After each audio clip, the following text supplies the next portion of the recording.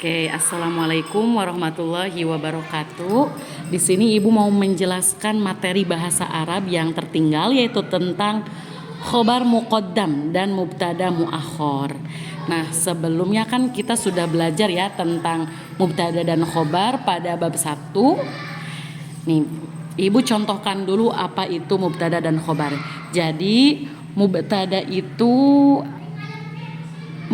itu adalah subjek atau pokok kalimat yang biasanya ada di awal kalimat.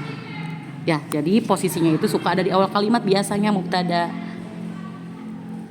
Sedangkan khobar itu adalah predikatnya atau keterangan. Predikat atau keterangan yang menjelaskan subjek yang biasanya ada di belakang mubtada atau di akhir kalimat. Sebagai contoh, misalnya kelas ini luas. Al-faslu, faslun itu kelas ya. Faslun itu kelas. Al-faslu wasi'un. Wasi'un. Kelas itu luas. Kelas itu luas atau kelas ini luas ya. Nah, al-faslu itu sebagai mubtada.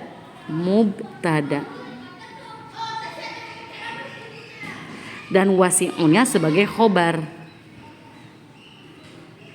Itu ya. Jadi mubtada yang berada di awal dan khobar berada yang di akhir. Atau contoh lainnya banyak ya. Misalnya sekolah itu bersih. Al-madrasatu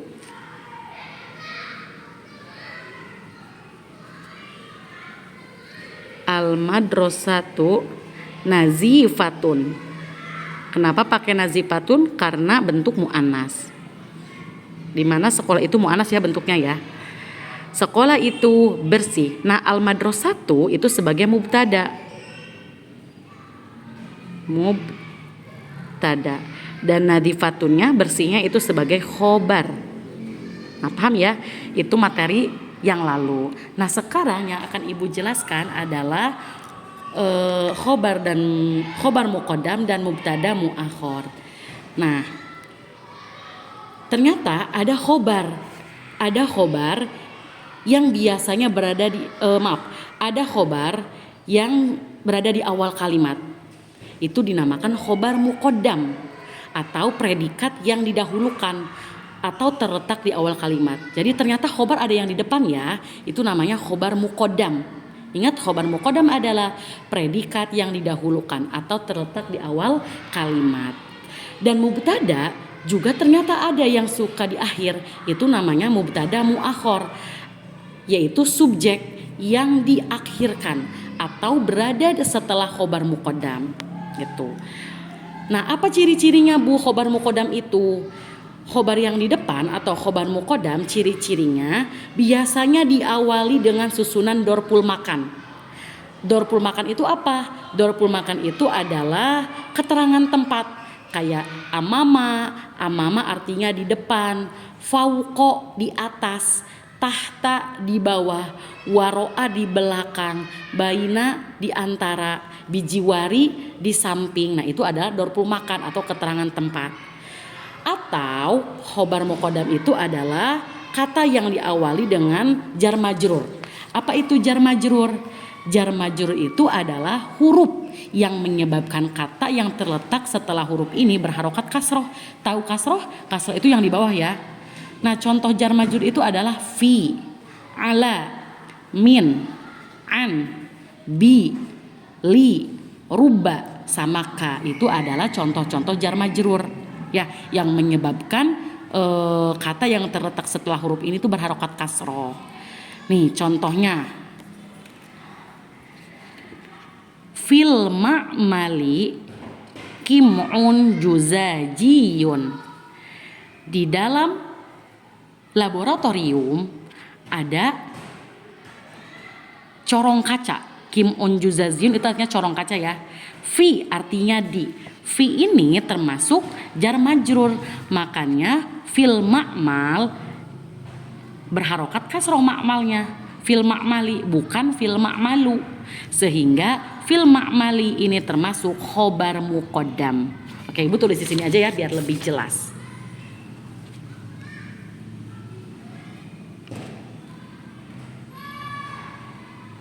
Fil ma'mali kim'un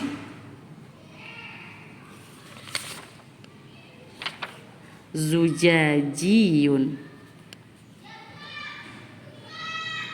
Fil ma'mali kim'un zujajiyun. Nah, fil ma'mali di laboratorium ini termasuk khobar, tapi khobarnya khobar muqaddam. Khobar muqaddam. Nah, sedangkan kim'un zujajiyun itu adalah mubtada, tapi mubtadanya mubtada muakhor. Nah, seperti itu ya. Kenapa ini khobar muqaddam? Karena didahului oleh fi. Fi ini adalah jar majrur ya. Fi ini adalah jar majrur yang mengakibatkan kata ma'malnya jadi ma'mali, bukan ma'malu. Paham ya? Itu adalah pelajaran tentang khobar muqaddam dan mubtada muakhor. Untuk contoh lainnya bisa kalian lihat di catatan yang Ibu berikan. Oke, selanjutnya di sini ada bab baru ya, bab 3 itu tentang fil maqsob atau di kantin. Oke, ikutin Ibu ya. Ini ada kosakata atau mufradat yang harus kalian hafal. Ice karim, es krim.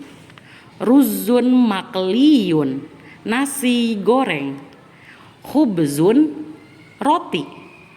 Ruzun, nasi. Biskuitun, biskuit. Syukulatatun, coklat. Makrunatun, spaghetti. Baydun, telur. Labanun, susu. Syayun, teh. Kohwatun, kopi. Asirun, jus. Ma'un ma'daniyun, air mineral. Halwa, permen. Fawakihu, buah-buahan. Nah, itu adalah bab baru ya tentang fil maqsob di kantin. Jadi maqsob itu artinya kantin.